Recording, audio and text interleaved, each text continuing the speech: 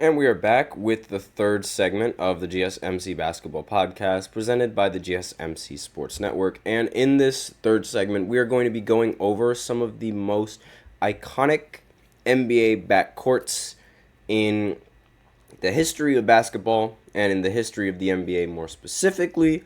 I'm going to talk about, backcourts that were most common in history, some of the more iconic backcourts recently, like in recent history that I've watched as well, and of course, some of the best. Now, remember, this is iconic. So this means most popular backcourts in the history of the NBA. So it doesn't necessarily have to mean they are great. However, most of the time, if you are iconic, it means that you are great. Now, this is not going to be in any particular order. Again, this is just going to be a fun little thing that I have set. And while I am doing the list, I will I will give a ranking on where I would put them. But we'll start out with the arguably one of the most iconic duos in the history of the. Nope, it's not pulling up for some reason. I don't understand why. Just 1 second. Hold on. Yeah, I have no idea why the stats are not pulling up real quick. So just give me 1 second while I go ahead and fix that. Maybe it might be because I have both of these slides open now that I think about it. So let me just exit that out and let me try that again. Apologies for the delay. Did not mean for that to happen. It's kind of annoying. But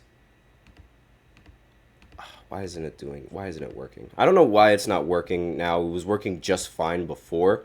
Was it because I had the slide closed? Of course it was because I had the slide closed. Oh, that's great. That's kind of embarrassing. All right. There we go. So now we can actually start with this list. Jesus. I don't know why that took so long. I apologize for that. So first on the list is Steph Curry and Klay Thompson. In my opinion, they're by far the best backcourt duo in the history of the NBA. Their skill set is just extremely unmatched. Their duality and their chemistry, it's also unmatched. They're the best shooting backcourt duo in the history of basketball. There is no better duo that can shoot. And these guys, they have so many nicknames, but their most iconic nickname is the Splash Brothers, obviously. And they're called the Splash Brothers for a reason. In almost every single playoff series, they will kill you from the three-point line. And Klay Thompson, he's had so many other nicknames as well. Game 6 Klay was born in 2016 when he went up against Oklahoma City and he hit all of the threes. Every single one of them. It's like every single time in the postseason, you cannot leave either of these guys open because they will make you pay. They would go on some of the craziest runs in the postseason that made the game look easy. And combine that with playing with Kevin Durant for 2 years, or 3 years, I should be a little more specific. They were unstoppable. This duo was and they won before having Kevin Durant, they won with Kevin Durant, and then they won after Kevin Durant. This duo has been iconic. It's been unstoppable for the longest time.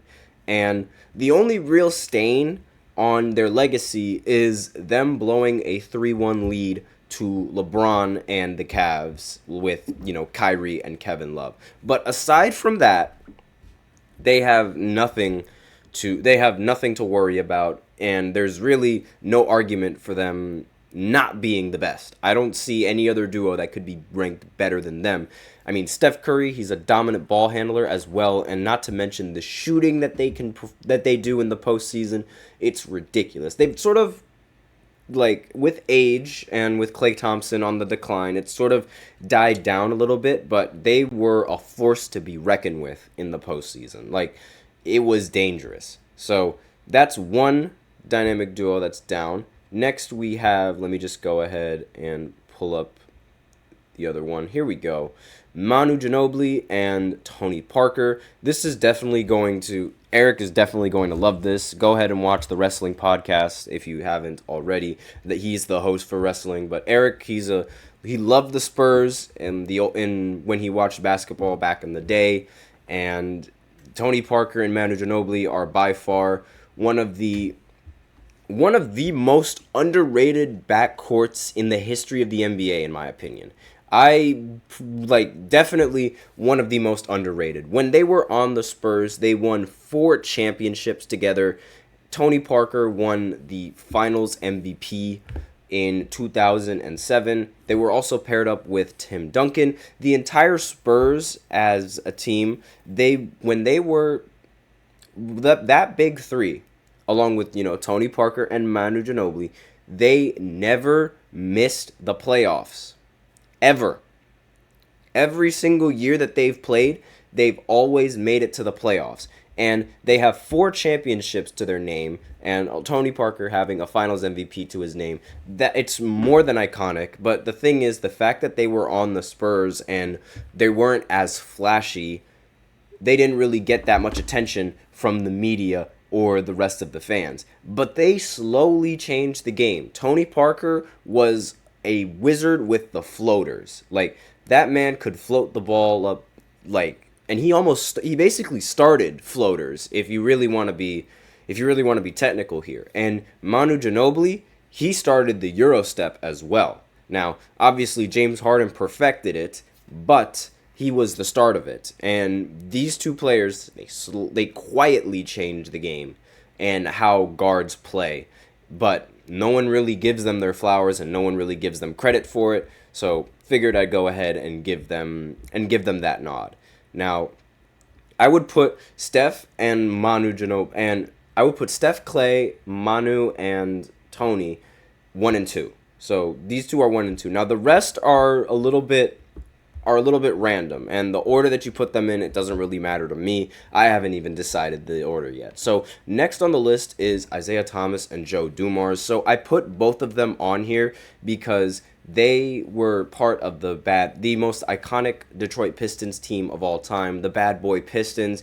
They won back-to-back championships in the middle of Michael Jordan's prime in 88 and in 89, I believe it was 89 and 90. Yes, I had the years right. Sorry, I wasn't born for that, ladies and gentlemen. 89 and 90, those were their championship years, and obviously winning back-to-back. Joe Dumars and Isaiah Thomas, they won the Finals MVP respectively. So Joe Dumars won it 1 year, then Isaiah Thomas won it the other year. So it really goes to show just how good this backcourt was. Even though most of the credit with the Bad Boy Pistons, other than Isaiah Thomas, it goes to some of the other big men that were part of the roster, with Dennis Rodman being in that rotation as well. And Joe Dumars is a little bit not many people really remember what he did for the Pistons, for his career. He's one of those. He's only iconic in the eyes of Pistons fans, but everyone else doesn't really seem to talk about him like that.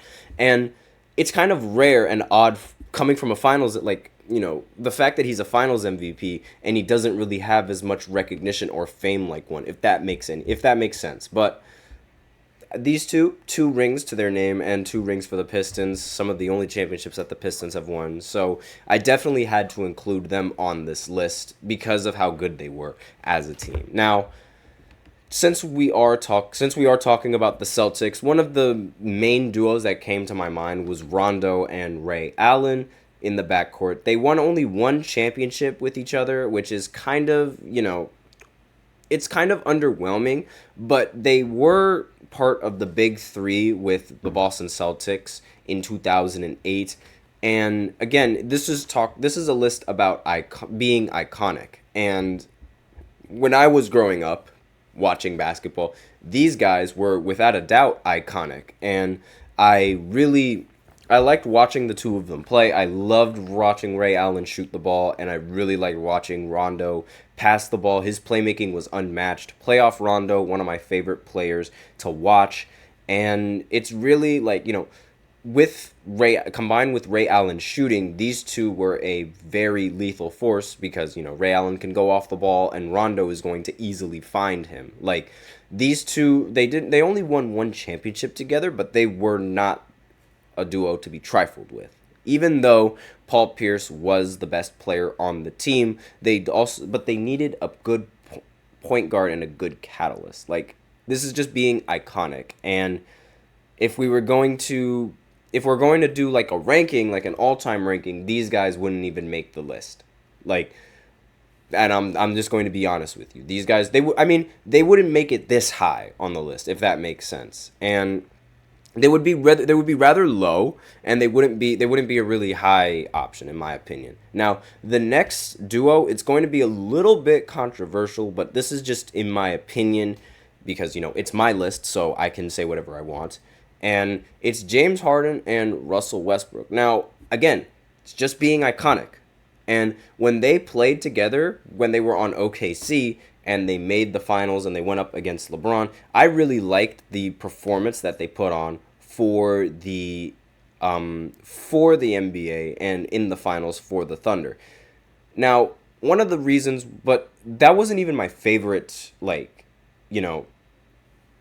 moment where James Harden and Russell Westbrook have been teammates because they've been teammates on multiple occasions. The Thunder, Houston, and now on the Clippers. Now, their time on Houston, that was one of my favorite brands of basketball to watch. They were that Houston Rockets team in 2019, 2020, they changed the NBA and they changed the way that teams view how to play basketball. Like, we talk about Steph Curry influencing the game and the three-point shooting. The Houston Rockets capitalized on that opportunity for 3 straight years. They didn't win a championship in that allotted time, but they tried their best, and the new additions and the lineups that they made were really, really impressive. And they were really, they didn't really work in the end of the day, unfortunately, but it still completely changed the game.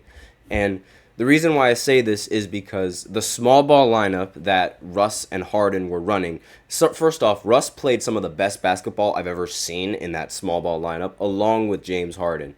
And that 5-out spacing, it implemented a new mechanic to the game that wasn't previously implemented before, and that changed the game dramatically. Like, now there are other teams that are willing to run an all shooting lineup.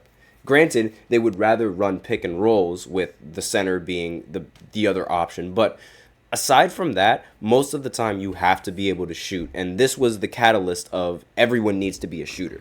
And that small ball lineup, it was really fun to watch, and on top of that, I just like the 2 MVPs being on the same team with each other. Like, that's just, what's there not to like about that? Because, again, these two, they won the MVP separately.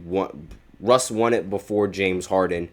And then you put them both together in isolation. It was really fun to watching them both work in the paint and watching James Harden hit his step backs. And now another iconic duo is Derek Fisher and Kobe Bryant. Now, this isn't really. Derek Fisher is he's known around the Lakers community and things like that, but the average NBA fan would the average fan and the average basketball fan would probably forget about Derek Fisher and the fact that he has 5 championship rings, all with Kobe Bryant. And again, every player on the championship team is most important, and the Lakers would not win without Derek Fisher, and especially not without Kobe Bryant. Derek Fisher has hit very crucial shots for the Lakers when they really needed him to in the postseason. So I feel like this duo, obviously, I grew up watching Kobe. Kobe was my favorite basketball player. And so, in my opinion, I knew about, I like Derek Fisher, and I knew about Derek Fisher, and I knew what he has done with Kobe. So I had to put him on the list. Now, I know what all of you guys are thinking. but you should have added Magic Johnson and Byron Scott, and like you should have added Bob Cousy and Havlicek and all those other guys. And I'm like, yes, you are right, but we don't have enough time for that. And on top of that, I wasn't born around their time, so I would rather put have players on the list that I've watched and I've seen and could say it's iconic. So with that, we are out of time for the third segment. So now I will go ahead and go into the fourth segment, excuse me, where I talk about the Cavs drama, your guys' favorite topic. I do see that comment, and I will go ahead and acknowledge the comments after this short break as we break into the fourth segment. So stay tuned for that. I will be right back.